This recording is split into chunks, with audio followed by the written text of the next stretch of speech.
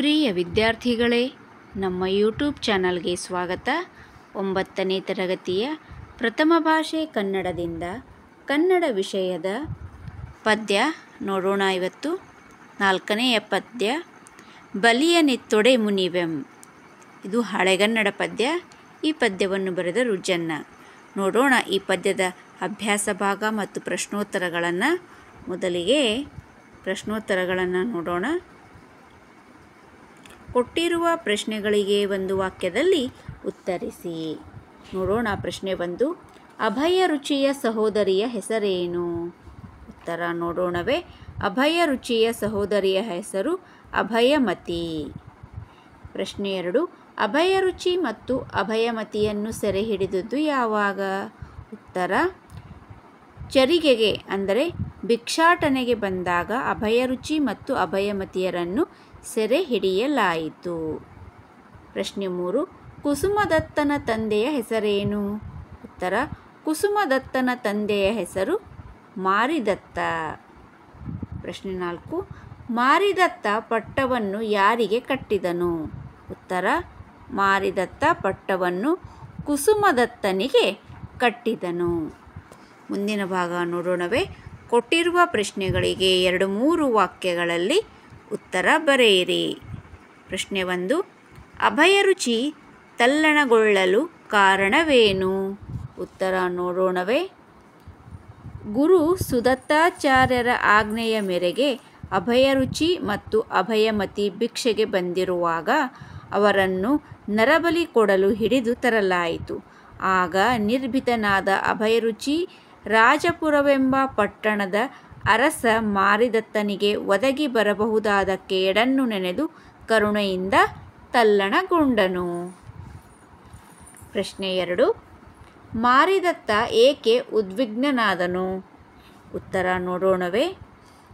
ನೀನು ಎಷ್ಟೊಂದು ಜೀವಿಗಳನ್ನು ಬಲಿ ಪಡೆದದ್ದಕ್ಕಾಗಿ ನೀನು ನರಕದಲ್ಲಿ ದೊಡ್ಡ ಶಿಕ್ಷೆಯನ್ನು ಅನುಭವಿಸುತ್ತೀಯ ಎಂದು ಅಭಯರುಚಿಯು ಮಾರಿದತ್ತ ಹಾಗೂ ಅಲ್ಲಿ ನೆರೆದ ಜನತೆಗೆ ಕೇಳುವಂತೆ ಜೋರಾಗಿ ಹೇಳುತ್ತಾನೆ. ಆಗ ಮಾರಿದತ್ತನು ಈ ಎಲ್ಲ ಮಾತುಗಳನ್ನು ಕೇಳಿ ಉದ್ವಿಗ್ನನಾದನು. ಪ್ರಶ್ನೆ 3, ಚಂಡಮಾರಿ ಜನರನ್ನು ಕುರಿತು ಹೇಳಿದ್ದು ಏನು? ಉತ್ತರ ನೋಡೋಣವೇ. ಚಂಡಮಾರಿಯು ಜಾತ್ರೆಗೆ ಬಂದ ಜನರನ್ನು ಕುರಿತು, ಎಲ್ಲ ಪ್ರಜೆಗಳೇ, ಇನ್ನು ಮುಂದೆ ನೀವು ನನ್ನನ್ನು ಜಲ, ಗಂಧ, ಹೂಗಳಿಂದ, ಅಕ್ಕಿಯನ್ನು ಬಳಸಿ ಧೂಪವನ್ನು ಹಾಕಿ ದೀಪವನ್ನು ಹಚ್ಚಿ ತಾಂಬೂಲಗಳಿಂದ ಪೂಜಿಸಬೇಕು. ಜೀವಿಗಳನ್ನು ತಂದು ನನಗೆ ಬಲಿಯನ್ನು ಕೊಟ್ಟರೆ ನಾನು ನಿಮ್ಮ ಮೇಲೆ ಸಿಟ್ಟಾಗುತ್ತೇನೆಂದು ದೇವಿ ಚಂಡಮಾರಿ ಮಾರಿದತ್ತನಿಗೆ ಹಾಗೂ ಅಲ್ಲಿ ನೆರೆದ ಪ್ರಜೆಗಳಿಗೆ ಹೇಳುತ್ತಾಳೆ. ಪ್ರಶ್ನೆ 4, ಜೀವಿಗಳನ್ನು ಬಲಿ ಕೊಡುವುದರಿಂದ ಆಗುವ ಪರಿಣಾಮವೇನು? ಉತ್ತರ ನೋಡೋಣವೇ. ಜೀವಿಗಳನ್ನು ಬಲಿ ಕೊಡುವುದರಿಂದ ನರಕ ಪ್ರಾಪ್ತಿಯಾಗುತ್ತದೆ.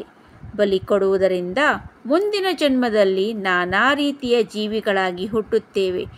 ಜೀವನದಲ್ಲಿ ಹಲವಾರು ಕಷ್ಟಗಳನ್ನು ಅನುಭವಿಸಬೇಕಾಗುತ್ತದೆ. ಜೀವಿಗಳನ್ನು ಬಲಿ ಕೊಡುತ್ತೇನೆಂದು ಸಂಕಲ್ಪಿಸಿಕೊಂಡರೂ ಮುಂದೆ ಜೀವನದಲ್ಲಿ ಕಷ್ಟ ದುಃಖಗಳನ್ನು ಅನುಭವಿಸಬೇಕಾಗುತ್ತದೆ. ಅದು ಜನ್ಮ ಜನ್ಮಾಂತರಕ್ಕೂ ಕಾಡುತ್ತದೆ. ಮುಂದಿನ ಭಾಗ ನೋಡೋಣವೇ. ಕೊಟ್ಟಿರುವ ಪ್ರಶ್ನೆಗಳಿಗೆ 8-10 ವಾಕ್ಯಗಳಲ್ಲಿ ಉತ್ತರಿಸಿ. ನೋಡೋಣ. ಪ್ರಶ್ನೆ 1, ಅಭಯರುಚಿ ಮಾರಿದತ್ತನನ್ನು ಭೇಟಿಯಾದ ಸಂದರ್ಭವನ್ನು ವಿವರಿಸಿ. ಉತ್ತರ, ಮಾರಿದತ್ತನು ಚಂಡಮಾರಿ ದೇವಿಗೆ ನರಬಲಿ ಕೊಡುವುದಕ್ಕಾಗಿ ಮಾನವರನ್ನು ಹಿಡಿದು ತರುವಂತೆ ತಳಾರ ಚಂಡಕರ್ಮನಿಗೆ ಆಜ್ಞಾಪಿಸುತ್ತಾನೆ. ಅವನು ಸುದತ್ತಾಚಾರ್ಯ ಮುನಿಗಳೊಡನೆ ಆ ಪುರಕ್ಕೆ ಬಂದು ಭಿಕ್ಷೆಗೆ ಹೊರಟಿದ್ದ ಎಳೆಯ ವಯಸ್ಸಿನ ಸಹೋದರಿಯರಾದ ಅಭಯರುಚಿ ಮತ್ತು ಅಭಯಮತಿಯರನ್ನು ಹಿಡಿದು ತಂದು ಮಾರಿದತ್ತನಿಗೆ ಒಪ್ಪಿಸುವನು. ಮಾರಿಯ ಮನೆಯ ಭಯಂಕರ ದೃಶ್ಯದಿಂದ ಅಭಯರುಚಿ ಮತ್ತು ಅಭಯಮತಿಯರು ಸ್ವಲ್ಪವೂ ವಿಚಲಿತರಾಗಲಿಲ್ಲ. ಅವರನ್ನು ಬಲಿ ಕೊಡುತ್ತಾರೆಂಬ ಭಯ ಸ್ವಲ್ಪವೂ ಇಲ್ಲದೆ ಇಂತಹ ಪಾಪ ಕೃತ್ಯಗಳಿಂದ ಅವನು ನರಕದಲ್ಲಿ ಅನುಭವಿಸುವ ಕಷ್ಟಗಳನ್ನು ನೆನೆದು ಕರುಣೆ ಪಡುವರು. ಮುಂದಿನ ಪ್ರಶ್ನೆ, ಎರಡನೆಯ ಪ್ರಶ್ನೆ. ಅಭಯರುಚಿಯ ಮಾತುಗಳು ಮಾರಿದತ್ತನ ಮೇಲೆ ಬೀರಿದ ಪರಿಣಾಮವನ್ನು ತಿಳಿಸಿ. ಉತ್ತರ: ಯಶೋಧರ ಚಂದ್ರಮತಿಯರಾಗಿದ್ದ ನಾವು ಹಿಂಸೆ ಮಾಡುವುದಿರಲಿ. ಕೇವಲ ಸಂಕಲ್ಪ ಹಿಂಸೆಯಿಂದ ಹಿಟ್ಟಿನ ಕೋಳಿ ಕೊಂದ ಕಾರಣ ಆ ಪಾಪ ಪರಿಹಾರಕ್ಕೆ ನಾನಾ ಜನ್ಮಗಳನ್ನೆತ್ತಿ ಈಗ ಅಭಯರುಚಿ ಮತ್ತು ಅಭಯಮತಿಯರಾಗಿ ಜನಿಸಿದ್ದೇವೆ. ಆದರೆ ನೀನು ಯಾವುದೇ ಸಂಶಯವಿಲ್ಲದೆ ಪ್ರತಿನಿತ್ಯ ಇಷ್ಟೊಂದು ನೂರಾರು ಜೀವಿಗಳನ್ನು ಬಲಿಕೊಟ್ಟಿರುವೆ. ಹಾಗಾದರೆ ಖಂಡಿತವಾಗಿ ನರಕ ಶಿಕ್ಷೆ ತಪ್ಪಿದ್ದಲ್ಲ ಎಂಬ ಮಾತನ್ನು ಕೇಳಿ ಮಾರಿದತ್ತ ಉದ್ವೇಗಕ್ಕೊಳಗಾಗುತ್ತಾನೆ. ಉಗ್ರ ದೇವತೆಯಾದ ಚಂಡಮಾರಿ ಪ್ರಾಣಿ ಬಲಿ ಬೇಡವೆಂದು ಸೌಮ್ಯ ದೇವತೆಯಾಗಿ ಬದಲಾಗುತ್ತಾಳೆ.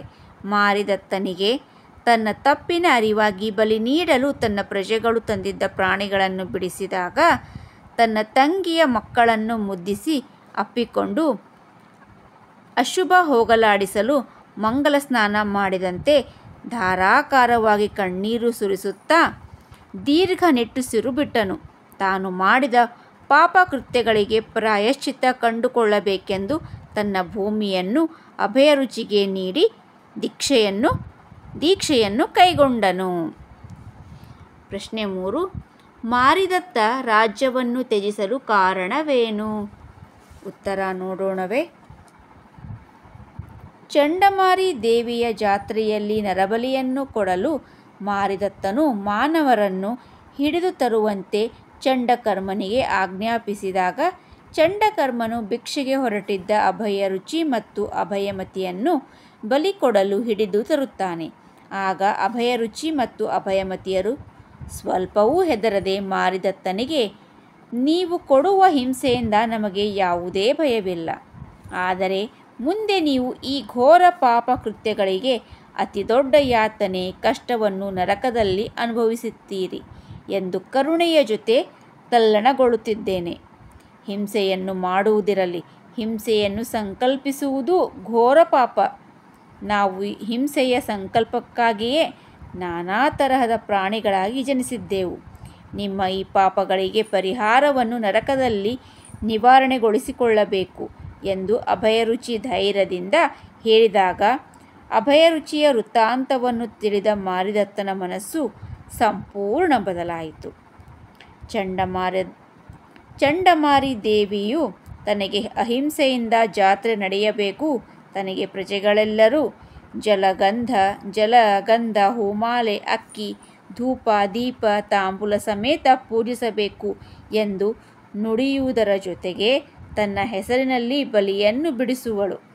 ಕಂಬನಿ ಸುರಿಸಿ ಅಭಯರುಚಿ ಮತ್ತು ಅಭಯಮತಿಯನ್ನು ಸೆಳೆದಪ್ಪಿಕೊಂಡು ತನ್ನ ತಪ್ಪಿನ ಅರಿವಾಗಿ ಕುಸುಮದತ್ತಗೆ ಧರೆಯ ತ್ರಿನಾಥ ಪದವಿಯನ್ನು ಕೊಟ್ಟು ರಾಜ್ಯವನ್ನು ತ್ಯಜಿಸಿ ದೀಕ್ಷೆಯನ್ನು ಕೈಗೊಂಡನು. ಪ್ರಶ್ನೆ 4. ಅಭಯರುಚಿ ಮತ್ತು ಮಾರಿದತ್ತರಲ್ಲಿ ಯಾರನ್ನು ಮೆಚ್ಚುವಿರಿ, ಏಕೆ?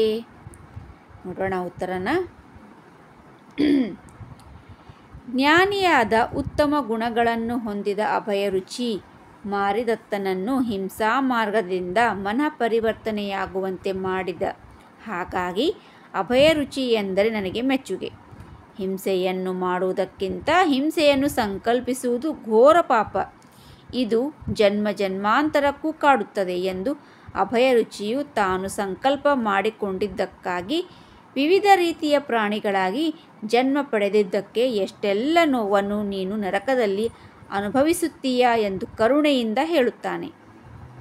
ಆಗ ದೇವಿಯೇ ಪ್ರತ್ಯಕ್ಷವಾಗಿ ಅಹಿಂಸೆಯಿಂದ ಜಾತ್ರೆಯನ್ನು ಮಾಡಿ ಹಿಂಸೆಯಿಂದ ಬಲಿಯನ್ನು ಕೊಟ್ಟರೆ ಕೋಪಿಸಿಕೊಳ್ಳುತ್ತೇನೆ ಎಂದು ಹೇಳುತ್ತಾಳೆ. ಆಗ ಮಾರಿದತ್ತನಿಗೆ ಅಭಯರುಚಿಯ ಮಾತುಗಳಲ್ಲಿದ್ದ ಪ್ರಬುದ್ಧತೆಯಿಂದ ತನ್ನ ತಪ್ಪಿನ ಅರಿವಾಗುತ್ತದೆ. ಆಗ ಮಾರಿದತ್ತನು ರಾಜ್ಯವನ್ನು ತ್ಯಜಿಸಿ ದೀಕ್ಷೆಯನ್ನು ಕೈಗೊಳ್ಳುತ್ತಾನೆ. ಹೀಗೆ ಮಾರಿದತ್ತನ ಹಿಂಸಾ ಮಾರ್ಗದಿಂದ ಮನಃ ಪರಿವರ್ತನೆಯಾಗುವಂತೆ ಅಭಯರುಚಿಯು ಮಾಡಿ ಅಹಿಂಸಾ ಪರಮೋಧರ್ಮ ಎಂಬ ನಿತ್ಯ ಸತ್ಯವನ್ನು ಅತ್ಯಂತ ಸರಳವಾಗಿ ತಿಳಿಸಿದನು. ಹಾಗಾಗಿ ಅಭಯರುಚಿಯ ಪಾತ್ರ ಮಹತ್ವದ್ದಾಗಿದೆ. ಮುಂದಿನ ಭಾಗ ನೋಡೋಣವೇ. ಸಂದರ್ಭ ಸಹಿತ ಸ್ವಾರಸ್ಯವನ್ನು ವಿವರಿಸಿ. ನೋಡೋಣ. ಮೊದಲನೆಯ ವಾಕ್ಯ. ಕರುಣದಿಂದೆ ತಲ್ಲಣಿಸಿದಪೇಂ ಬಲಿಯನಿತ್ತೊಡೆ ಮುನಿವೆಂ ಪದ್ಯದಿಂದ ಈ ವಾಕ್ಯವನ್ನು ಜನ್ನ ಕವಿಯು ಯಶೋಧರ ಚರಿತೆ ಎನ್ನುವ ಕೃತಿಯಿಂದ ಆರಿಸಿಕೊಳ್ಳಲಾಗಿದೆ. ಸಂದರ್ಭ. ಅಭಯರುಚಿಯು ಮಾರಿದತ್ತನನ್ನು ಕುರಿತು ಸಂಕಲ್ಪ ಹಿಂಸೆಯೊಂದರಿಂದ ನಾನು ಜನ್ಮಾಂತರದ ದುಃಖವನ್ನೆಲ್ಲ ಅನುಭವಿಸಿದೆ, ನೀನು ನಿಶಂಕೆಯಿಂದ ಇಷ್ಟೊಂದು ದೇಹಗಳನ್ನು ಕೊಂದಿರುವೆ ಎಂದು ಹೇಳುವ ಸಂದರ್ಭದಲ್ಲಿ ಈ ಮಾತನ್ನು ಹೇಳಿದನು. ಸ್ವಾರಸ್ಯ. ಅಭಯರುಚಿಯು ತನ್ನನ್ನು ಕೊಲ್ಲಲಿರುವ ಮಾರಿದತ್ತನ ಕುರಿತು ಕರುಣೆ ತೋರುವುದನ್ನು ನಾವಿಲ್ಲಿ ಕಾಣಬಹುದಾಗಿದೆ. ಎರಡನೆಯ ವಾಕ್ಯ. ಬಲಿಯನಿತ್ತೊಡೆ ಮುನಿವೆಂ ಬಲಿಯನಿತ್ತೊಡೆ ಮುನಿಯಂ ಪದ್ಯದಿಂದ ಈ ವಾಕ್ಯವನ್ನು ಜನ್ನ ಕವಿಯು ಯಶೋಧರೆ ಚರಿತೆ ಎನ್ನುವ ಕೃತಿಯಿಂದ ಆರಿಸಿಕೊಳ್ಳಲಾಗಿದೆ. ಸಂದರ್ಭ. ದೇವಿ ಚಂಡಮಾರಿ ಪ್ರತ್ಯಕ್ಷಳಾಗಿ ಕುಮಾರ ಅಭಯರುಚಿಗೆ ವಂದಿಸಿದಳು. ಪ್ರಜೆಗಳೆಲ್ಲ ಇನ್ನು ಮುಂದೆ ಜಲ, ಗಂಧ, ಮಾಲೆ, ಅಕ್ಷತೆ, ಧೂಪ, ದೀಪ, ಚರು, ತಾಂಬೂಲ ಇವುಗಳಿಂದ ಮಾತ್ರ ಪೂಜಿಸಬೇಕು ಎಂದು ಹೇಳುವ ಸಂದರ್ಭದಲ್ಲಿ ಈ ಮಾತನ್ನು ಹೇಳಿದಳು. ಸ್ವಾರಸ್ಯ. ಈ ವಾಕ್ಯದಲ್ಲಿ ಚಂಡಮಾರಿಯು ಹಿಂಸೆಯನ್ನು ವಿರೋಧಿಸುವುದನ್ನು ಕಾಣಬಹುದಾಗಿದೆ. ಮೂರನೆಯ ವಾಕ್ಯ. ನರಕದೋಳ್ ನಿವಾರಣೆ ಒಡೆಯಂ ಬಲಿಯನಿತ್ತೊಡೆ ಮುನಿಯಂ ಪದ್ಯದಿಂದ ಈ ವಾಕ್ಯವನ್ನು ಜನ್ನ ಕವಿಯು ಯಶೋಧರ ಚರಿತೆ ಎನ್ನುವ ಕೃತಿಯಿಂದ ಆರಿಸಿಕೊಳ್ಳಲಾಗಿದೆ. ಸಂದರ್ಭ. ಅಭಯರುಚಿಯು ಮಾರಿದತ್ತನ ಬಳಿ ಸಂಕಲ್ಪ ಹಿಂಸೆಯೊಂದರಿಂದ ನಾನು ಜನ್ಮಾಂತರ ದುಃಖವನ್ನೆಲ್ಲ ಅನುಭವಿಸಿದೆ, ನೀನು ನಿಶಂಕೆಯಿಂದ ಇಷ್ಟೊಂದು ದೇಹಗಳನ್ನು ಕೊಂದಿರುವೆ ಎಂದು ಹೇಳುವ ಸಂದರ್ಭದಲ್ಲಿ ಈ ಮಾತನ್ನು ಹೇಳಿದನು. ಸ್ವಾರಸ್ಯ. ಈ ವಾಕ್ಯದಲ್ಲಿ ಮಾರಿದತ್ತನಿಗೆ ಮುಂದಾಗುವ ಕೇಡನ್ನು ಅಭಯರುಚಿಯು ತಿಳಿಸುತ್ತಾನೆ. ನಾಲ್ಕನೆಯ ವಾಕ್ಯ.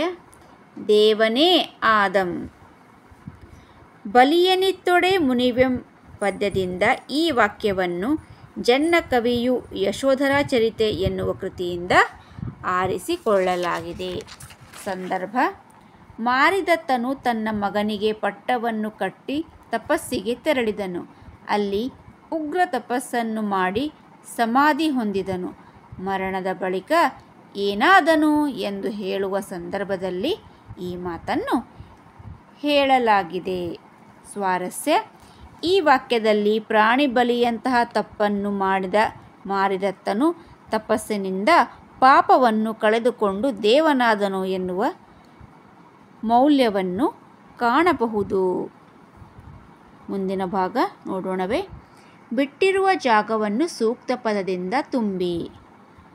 ನೋಡೋಣ. ಮೊದಲನೆಯ ವಾಕ್ಯ. ಅಭಯರುಚಿಯ ಸಹೋದರಿಯ ಹೆಸರು ಡ್ಯಾಶ್ ಅಭಯಮತಿ. ಎರಡನೆಯ ವಾಕ್ಯ. ಅಭಯರುಚಿ ಮತ್ತು ಅಭಯಮತಿಯರನ್ನು ಡ್ಯಾಶ್ ಬಂದಿದ್ದಾಗ ಸೆರೆ ಹಿಡಿದರು ಭಿಕ್ಷೆಗೆ. ಮೂರನೆಯ ವಾಕ್ಯ. ಬಲಿಯನಿತ್ತೊಡೆ ಮುನಿವೆಂ ಪದ್ಯದ ಆಕರ ಡ್ಯಾಶ್ ಯಶೋಧರ ಚರಿತೆ. ನಾಲ್ಕನೆಯದು. ಮಾರಿದತ್ತ ಡ್ಯಾಶ್ ದೇವನಾದನು ಕಲಿಯಂ ಮುದಲಿಸುವಂತೆ. ಮುಂದಿನ ಭಾಗ. ಕೊಟ್ಟಿರುವ ಪದಗಳಲ್ಲಿ ಆಯಾ ಗುಂಪಿಗೆ ಸೇರದ ಪದವನ್ನು ಆರಿಸಿ ಬರೆಯಿರಿ. ಮೊದಲನೆಯದು. ರನ್ನ, ಜನ್ನ, ಹರಿಹರ, ಪೊನ್ನ ಇವುಗಳಲ್ಲಿ ಗುಂಪಿಗೆ ಸೇರದ ಪದ ಹರಿಹರ ಪದ. ಎರಡನೆಯದು. ನೃಪೇಂದ್ರ, ದೊರೆ, ನೃಪ, ನರಪತಿ ಇವುಗಳಲ್ಲಿ ದೊರೆ ಪದ ಗುಂಪಿಗೆ ಸೇರದ ಪದವಾಗಿದೆ. ಮೂರನೆಯದು. ಗುರುವಿಂದು ಹಿಂಸೆಯೊಂದರೊಳ್ ಬರುತ್ತಿರೆ ಪ್ರಜೆಯೆಲ್ಲಂ ಇಲ್ಲಿ ಬರುತ್ತಿರೆ ಪದ ಗುಂಪಿಗೆ ಸೇರದ ಪದವಾಗಿದೆ. ನಾಲ್ಕನೆಯದು. ಅನಂತ ಪುರಾಣ, ಯಶೋಧರ ಚರಿತೆ, ವಿಕ್ರಮಾರ್ಜುನ ವಿಜಯ, ಅನುಭವ ಮುಕುರ. ಇಲ್ಲಿ ವಿಕ್ರಮಾರ್ಜುನ ವಿಜಯ ಗುಂಪಿಗೆ ಸೇರದ ಪದವಾಗಿದೆ. ಮುಂದಿನ ಪಾಠದೊಂದಿಗೆ ಮತ್ತೆ ಭೇಟಿಯಾಗೋಣ. ಧನ್ಯವಾದಗಳು.